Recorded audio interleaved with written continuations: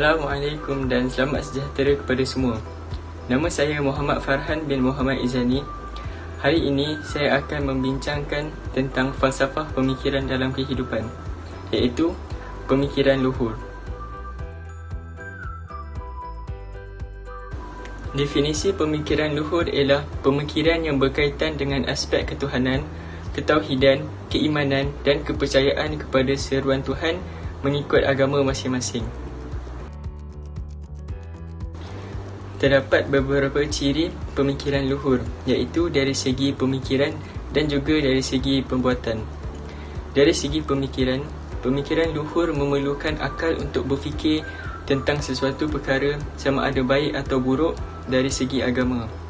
Dari segi perbuatan pula, perlulah menyentuh tentang kehidupan, kepercayaan dan menyuruh supaya berbuat baik dan melarang melakukan kejahatan. Setiap manusia mestilah percaya pada agama dan melakukan kerja-kerja kebaikan untuk manusia sejagat. Terdapat beberapa contoh pemikiran luhur. Antaranya ialah rukun negara Malaysia. Kita dapat melihat bahawa prinsip utama dalam rukun negara Malaysia ialah kepercayaan kepada Tuhan. Ini menegaskan setiap rakyat Malaysia mestilah mempunyai pemikiran luhur, iaitu meyakini bahawa wujudnya Tuhan dalam kehidupan tanpa mengira bangsa dan juga agama. Selain itu, terdapat juga contoh pemikiran luhur di dalam muzik. Contohnya, dalam nyanyian lagu M. Nasir yang bertajuk Kupu-Kupu. Di dalam lagu ini mempunyai gambaran mengenai pemikiran luhur. Lagu ini mempunyai gambaran tentang kehidupan manusia sebagai hamba Allah dan juga sebagai khalifah. Daripada ayat dalam lirik tersebut, iaitu ku tak kuasa, menunjukkan bahawa terdapat unsur luhur dalam lirik lagu tersebut. Gambaran ini menjelaskan kepada kita bahawa manusia itu sendiri tidak berkuasa seperti Tuhan yang memerintah alam ini. Terdapat juga filem yang berlandaskan pemikiran luhur. Penerbit filem haruslah berlandaskan konsep pemikiran luhur yang berasaskan agama. Contohnya seperti filem Munafik. Ini kerana apabila sebuah filem itu tidak lagi bertunjangkan pemikiran luhur, kita menjadi terlalu kreatif dan menghasilkan pelbagai filem yang melalaikan dan mencemarkan masyarakat. Secara amnya, setiap individu mestilah mempunyai matlamat yang positif berlandaskan agama masing-masing untuk mencapai kejayaan kehidupan secara individual, masyarakat dan negara. Kepentingan pemikiran luhur dalam konteks agama Islam pula. Sistem pemikiran luhur dari perspektif Islam perlu dibezakan dengan sistem pemikiran berasaskan agama lain. Ini kerana prinsip pemikiran luhur menurut acuan Islam bukan sahaja ditentukan melalui kaedah saintifik, tetapi juga disumberkan kepada panduan daripada Allah melalui Al-Quran untuk kejayaan di dunia dan di akhirat. Akhir sekali, secara kesimpulannya, pemikiran lahir, logik dan literal tidak bersifat bersendirian tetapi bergantung dengan pemikiran luhur juga. Apabila pemikiran luhur ini diabaikan atau lemah, maka inilah yang menyebabkan idea atau pemikiran kita yang menghasilkan tindakan yang tidak rasional dan memudaratkan masyarakat. Terutamanya dalam era globalisasi ini, pelbagai kemajuan kehidupan berlaku secara radikal. Contohnya, kesan yang berlaku pada hari ini iaitu pandemik COVID-19. Secara akibatnya, ia memberikan perubahan yang besar kepada kita dari segi pembelajaran, pekerjaan, perniagaan, aktiviti sukan dan juga perhubungan media sosial. Sekian daripada saya. Terima kasih. Sejahtera dan salam satu Malaysia. Saya Sri Kamil ingin menerangkan dengan konsep pemikiran lateral atau dalam bahasa Melayu pemikiran mendatar. Pemikiran lateral didefinisikan sebagai sebuah fikiran di mana kita boleh mengembangkan sesuatu idea baru dengan menggunakan daya imajinasi dan tanpa menggunakan pemikiran biasa atau logik atau tradisional. Terdapat 4 ciri utama dalam pemikiran lateral, iaitu melihat idea utama dalam sesuatu masalah, melihat masalah itu dalam pelbagai pandangan, melonggarkan pemikiran kita yang tercekam dengan pemikiran logik atau tradisional, dan menggunakan idea-idea orang lain yang telah digunakan untuk menyelesaikan masalah itu. Antara aplikasi yang digunakan dalam pemikiran lateral adalah dalam aktiviti pemasaran. Dalam pemasaran, pemikiran lateral digunakan untuk mengubah kelemahan sesuatu produk kepada kekuatannya dengan mengubah perspektif yang berbeza dalam produk itu.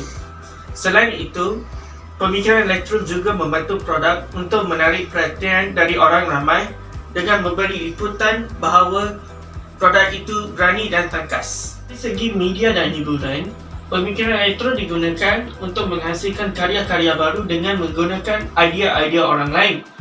Contohnya dalam seni muzik, ahli-ahli muzik kadang-kadang akan menggunakan teknik persampulan muzik untuk menghasilkan bahan muzik baru dengan menggunakan sebahagian daripada karya-karya muzik yang telah dikaryakan oleh orang lain.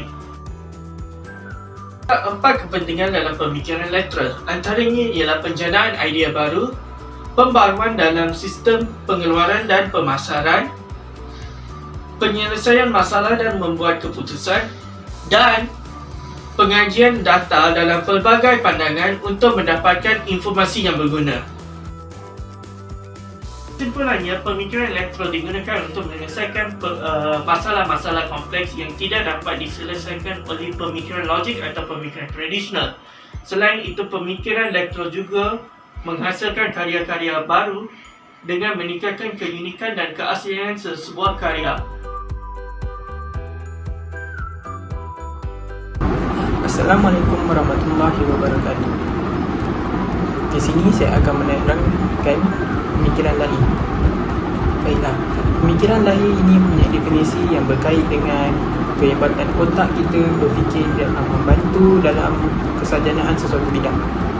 Pemikiran lahir adalah satu corak pemikiran yang semula jadi yang menggunakan elemen fizikal dalam diri manusia sebagai asas untuk menyelesaikan sesuatu masalah, terutamanya menggunakan otak kanan dan otak kiri yang ternyata akan memberi hasil yang baik dalam menyelesaikan sesuatu masalah. Pemikiran lahir terdapat beberapa kelebihan di mana jika didalami secara terperinci, kita dapat lihat kelebihan tersebut kerana dalam diri manusia terdapat minda sedar dan separuh sedar. Jika pemikiran lahir ini dimanfaatkan sebaiknya, kita dapat lihat bahawa hasilnya akan mempunyai hasil yang amat menakjubkan di mana ia pecah luar jangkaan kita pada sesuatu masa. Kita dapat, dengan pemikiran lain, kita dapat memahami atau menghafaz dengan mudah, di samping dapat melakukan perkara-perkara yang kita sendiri tidak sangka atau jangka kita mampu lakukannya. Okey, kita balik kepada menghafal dan menghafaz, di mana kita dapat otak kita dapat mentaksir dan mengingat sesuatu perkara itu dengan jelas, dan kita boleh mentaksirnya semula dengan kata-kata, di mana pada asalnya kita menghafal dan kita akan keluarkannya dalam sesuatu situasi. Sebagai contoh, kita menghafal sesuatu nota dan sesuatu subjek yang perlu kita jawab dalam peperiksaan, dan hasilnya kita mentaksirnya dengan sangat baik di kertas peperiksaan. Itulah kelebihan pemikiran lahir yang menggunakan otak. Okey, selain itu, kita juga dapat melakukan pengiraan dengan sangat pantas, di mana pemikiran lahir berhubung dengan ilmu matematik. Perkara ini kita dapat lihat ramai tokoh-tokoh dan rakyat-rakyat muda ataupun pelajar-pelajar masa kini juga, ataupun disenang katakan manusia masa kini, banyak mampu mengira dengan pantas dengan hanya menggunakan otak mereka. Mereka hanya memerlukan congakkan, tidak memerlukan alat bantuan seperti alat pengira ataupun sebagainya.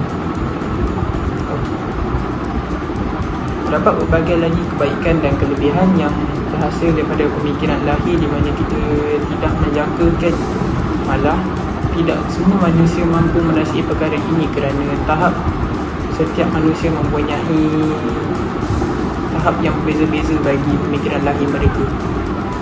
Seperti yang kita tahu bahawa manusia tidak ada yang sama. Dia mempunyai tahap pemikiran yang berbeza-beza dan hasil juga berbeza. Baiklah, kita pergi kepada contoh. Contoh yang jelas ialah bagaimana seorang pakar pemikiran dalam satu jenis pemikiran yang berkaitan dengan pemikiran lahir berjaya memandu keretanya dengan menutup mata mengelilingi Kuala Lumpur. Manakala bagi pemikiran yang menghubungkan dengan ilmu matematik, kita dapat lihat di mana pakar matematik kita, pakar di seluruh dunia, tokoh-tokoh matematik yang telah sedia ada, mereka mampu mentaksir nombor-nombor, menghasilkan formula, mentaksirkan formula itu dalam bentuk nombor, dalam seperti bentuk pi dan sebagainya, alfa, beta. Itu semua datangnya daripada otak dan akal fikiran kita. Tidak juga dilupakan di mana pemikiran lahir juga membantu kita menghafaz. Selain daripada menghafaz jalan memandu kenderaan dengan mata tertutup, kita juga dapat lihat bahawa mereka yang hafaz Al-Quran, di mana ayat-ayat yang dalam bahasa Arab namun mampu ditaksir oleh akal pemikiran, dan telah ramai yang berjaya menghafaznya dengan sangat baik. Okey, baiklah. Dari situ kita dapat lihat bahawa akal pemikiran ni, dari pemikiran lahir ini adalah potensi seseorang di dalam diri mereka sendiri. Benda ini boleh dijana di mana daripada hasil pembuatan mereka ataupun masa-masa yang tidak dijangkakan. Kebiasaannya pemikiran lahir ini dididik daripada kecil sendiri. Daripada kita lahir, kita akan sentiasa dididik dengan pemikiran seperti ini. So kita boleh sebagai contoh yang paling besar di mana kita belajar merangkak, berjalan, semua itu daripada dalam pemikiran lahir. Pemikiran lahir ini mudah dikatakan ialah kehebatan seseorang di dalam melakukan sesuatu benda. Dan tidak juga lupa, tidak semua orang yang mempunyai pemikiran lahir yang sama, kerana kebatasan setiap manusia mempunyai kebatasan yang berbeza-beza mengikut kemampuan mereka. Oleh itu, bertuahlah mereka yang mempunyai kelebihan-kelebihan yang sangat hebat, seperti mengingat, yang menghafal dengan sangat baik, membuat pengiraan dengan sangat baik, ataupun potensi mereka melakukan sesuatu perkara yang lain yang di luar jangkaan. So, sampai itu saja. Sekian, terima kasih. Assalamualaikum dan selamat sejahtera. Nama saya Arifuddin bin Norzin. Hari ini saya akan membincangkan tentang falsafah kehidupan dalam pemikiran, iaitu kepentingan pemikiran lahir. Kepentingan pemikiran lahir, jika dimanfaatkan sepenuhnya, akan dapat memahami dan menghafal sesuatu dengan mudah. Melalui cara ini, manusia boleh melihat, mendengar, merasa, bertutur dan bergerak, lalu boleh memahami kehidupan. Secara amnya, manusia yang dikuasai oleh hoki berfikir secara analitik seperti ahli matematik. Mereka ini akan cuba sedaya upaya untuk menyelesaikan masalah yang berkaitan dengan angka dalam melatih kanak-kanak agar mahir dalam bidang matematik. Sebuah organisasi yang dikenali sebagai Institut Pembangunan Keluarga dan Kanak-Kanak, iaitu NURI, telah menjalankan usaha dengan tujuan melahirkan kanak-kanak pintar pada masa hadapan yang boleh menjadikan tenaga penting dalam pembangunan negara. NURI menggunakan 5 prinsip dalam membangunkan potensi otak kanak-kanak, iaitu prinsip NURI yang pertama, potensi anak. Prinsip NURI yang kedua, pengasasan awal anak. Prinsip NURI yang ketiga, ibu bapa dan institusi rumah. Prinsip NURI yang keempat, hubungan simbiotik. Prinsip NURI yang kelima, adat resam keluarga dan masyarakat. Untuk melaksanakan 5 prinsip ini, NURI telah mengatur program-program pembangunan manusia seperti berikut: program bacaan, program cesusan intelek, program matematik dan kuantiti, program muzik, program kreatif, program makanan dan pemakanan, program pertuturan dan bahasa, program manipulasi, program pembangunan jasmani dan program kesihatan. Dalam program matematik dan kuantiti, Nuri telah mengatur beberapa aktiviti sebagai menguji kepintaran otak kanak-kanak tentang matematik. Pada permulaannya, kanak-kanak ini diajar mengenal angka dalam matematik. Apabila kanak-kanak tersebut telah mengenali angka-angka tersebut, mereka pula diajar cara-cara mengira dalam matematik. Mereka akan diajar dengan menggunakan jari, batu, sempua dan sebagainya. Aktiviti ini mengajar mereka menggunakan alatan terbabit dalam pengiraan matematik dengan cepat dan pantas tanpa mengambil masa yang lama. Dalam program ini juga, kanak-kanak dilatih dengan menggunakan angka agar mereka biasa dengannya. Mereka ini juga akan menyebut angka-angka yang dipaparkan oleh guru mereka dalam usaha untuk mengingatkan mereka dengan angka-angka matematik. Aktiviti pembelajaran yang dibuat oleh Nuri ini amat berfaedah sekali kerana dapat membantu kanak-kanak memahirkan diri dalam ilmu matematik. Sebagai contoh, seorang kanak-kanak yang diajar menggunakan pemikiran lahir sejak dari kecil lagi, insya-Allah akan dapat menguasai ilmu matematik dengan cepat kerana seni matematik amat bergantung dengan keupayaan pemikiran lahir. Sejauh mana pemikiran lahir dapat dikembangkan, maka sejauh itulah ilmu matematik akan dapat diperkembangkan. Maksudnya, semakin majulah ilmu matematik yang ada pada diri orang yang pintar mempergunakan corak pemikiran lahir, iaitu bagaimana hendak merangsang minda dalam keadaan tertentu. Dan dalam matematik, kita boleh menggunakan kehebatan minda untuk membayangkan bagaimana sempua berfungsi untuk pengiraan secara mudah dalam matematik. Justeru, amat nyata sekali bahawa pemikiran lahir amat sesuai sekali digunakan dalam pendidikan matematik, terutamanya dalam mendidik anak-anak kecil menggunakannya dan menerangkannya sejak dari kecil lagi, kerana mereka akan dapat mengenal pasti dalam pembelajaran matematik apabila belajar di sekolah seperti mana yang telah berlaku di Amerika Syarikat. Kesimpulannya, kita sewajarnya memupuk dan melatih pemikiran seseorang sejak kecil agar mereka mampu menyerlah apabila dewasa dan mampu memajukan sesuatu bidang. Sekian, terima kasih. Selamat sejahtera, nama saya Tanis Analalaki Tamalingam. Tajuk yang akan dibentangkan oleh saya pada hari ini ialah pemikiran logik. Pemikiran merupakan satu-satunya perkara yang tidak dapat dikecualikan daripada umat manusia. Malah, ia juga menjadi identiti bagi perbezaan individu. Salah satu definisi pemikiran adalah satu proses penyelesaian masalah. Pemikiran logik adalah berfikir bagi menyelesaikan masalah berdasarkan maklumat yang ada, diproses, disimpulkan dan diambil berdasarkan bukti yang betul untuk diputuskan. Pemikiran secara logik ialah cara seseorang melihat sesuatu dan daya usaha untuk mengenal pasti apa yang salah dan apa yang betul mengikut logiknya. Logik tentang sesuatu perkara dari segi akal manusia semata-mata juga disebut logik matematik. Manakala logik berdasarkan realiti alam sebenarnya juga disebut logik natural atau logik alam. Menurut Muhammad Yusuf Othman, pemikiran mempunyai pengertian yang luas dan boleh diterangkan dalam pelbagai pendekatan.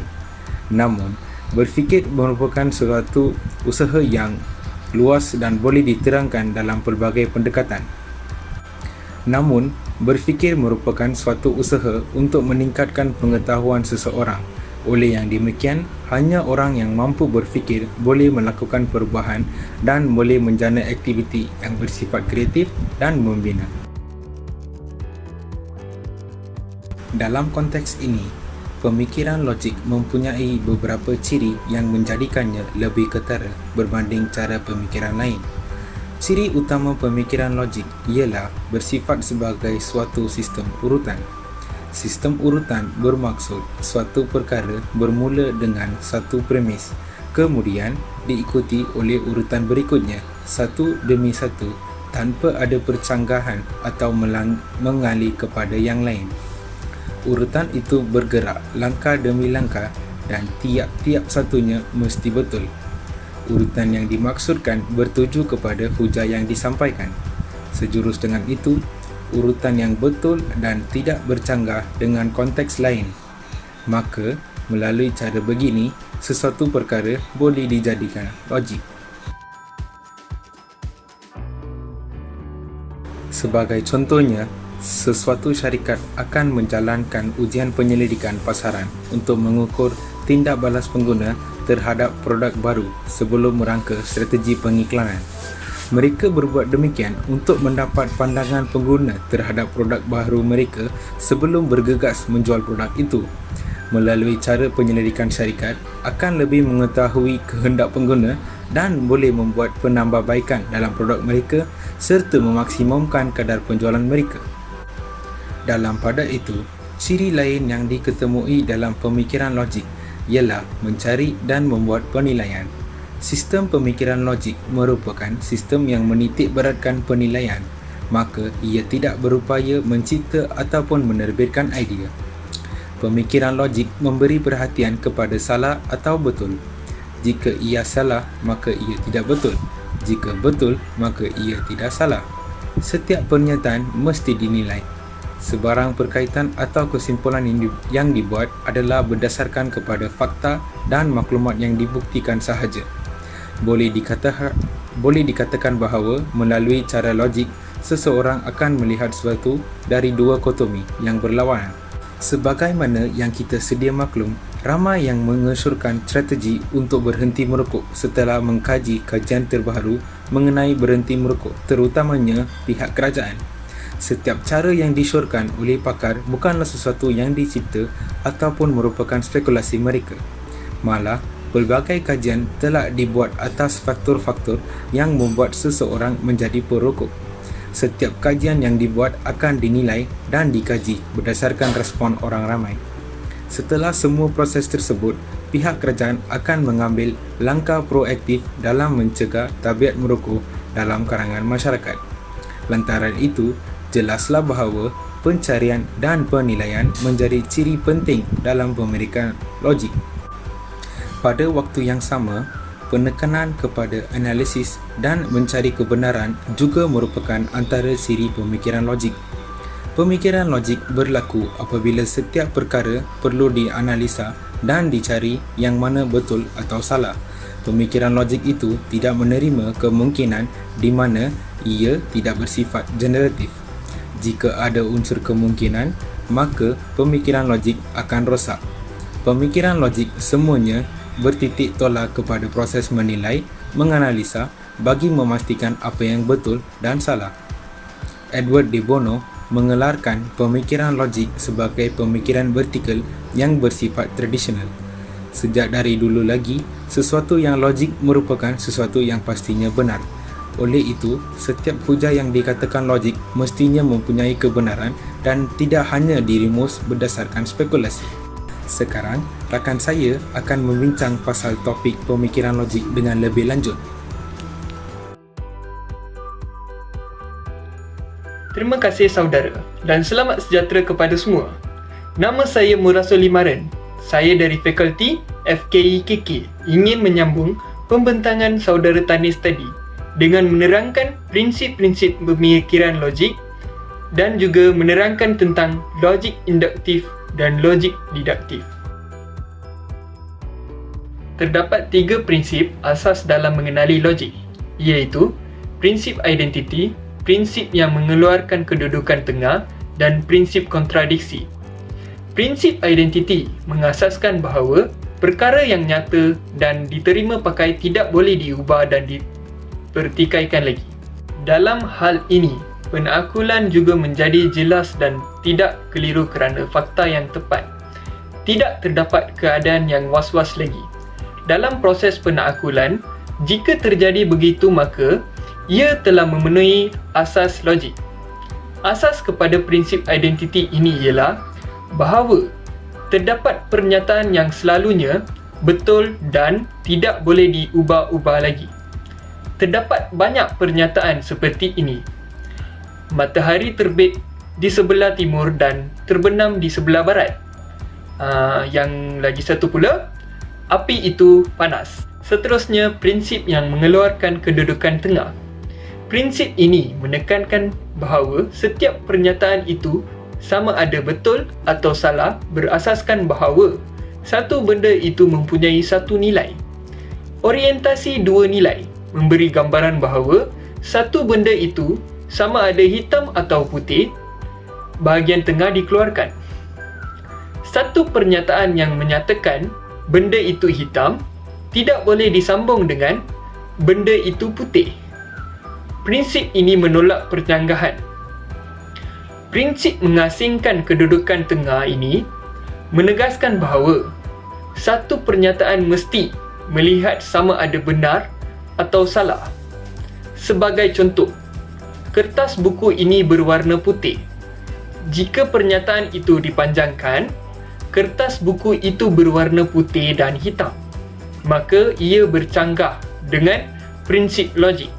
Prinsip yang ketiga pula ialah kontradiksi, di mana tidak ada pernyataan yang kedua-dua betul atau salah. Dalam keadaan biasa, tanpa melibatkan bidang mekanik atau ekonomi, sesuatu pernyataan mesti tidak boleh bercanggah antara satu dengan yang lain. Bila terdapat dua buah pendapat yang saling bertentangan walaupun keduanya menganggap dirinya benar, maka tidak mungkin keduanya dianggap benar dalam waktu yang bersamaan. Contohnya, botol boleh mengisi air dan pada masa yang sama boleh digunakan untuk memasak. Strategi berfikir akan menjadi lebih mudah sekiranya seseorang individu berkebolehan membuat penakkulan secara induktif dan diduktif. Diduktif merupakan satu proses menyatakan kesimpulan daripada yang umum kepada yang khusus. Diduktif mempunyai kaitan rapat dengan logik klasik yang diasaskan oleh Aristotle. Logik diduktif yang pertama ialah silogisme. Kaedah menggunakan diduktif disebut sebagai didaksi. Premis dan kesimpulan bagi logik diduktif hendaklah sama ada kedua-duanya benar atau kedua-duanya palsu. Induktif merupakan satu proses menyatakan kesimpulan daripada yang khusus kepada yang umum. Induktif mempunyai kaitan rapat dengan logik moden. Kaedah menggunakan induktif disebut sebagai induksi. Dalam kaedah ini, salah satu daripada pernyataan tersebut iaitu sama ada premis atau kesimpulannya boleh benar dan palsu. Kesimpulan untuk tajuk pemikiran logik ini ialah, pemikiran logik ialah penakkulan yang memberi panduan dan penerangan kepada kita sama ada sesuatu perkara itu boleh diterima atau tidak. Ianya dikenali sebagai common sense yang berlaku secara semula jadi.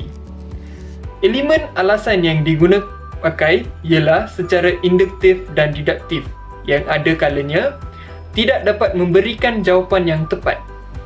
Semua keputusan muktamad melalui pemikiran logik mesti dan hanya boleh dilakukan berdasarkan bukti yang tidak boleh dipersoalkan yang mesti membantu otak membuat penakkulan yang betul. Penakkulan yang betul adalah mustahak kerana hasilnya adalah keputusan yang tepat dan baik. Sekian daripada saya. Terima kasih.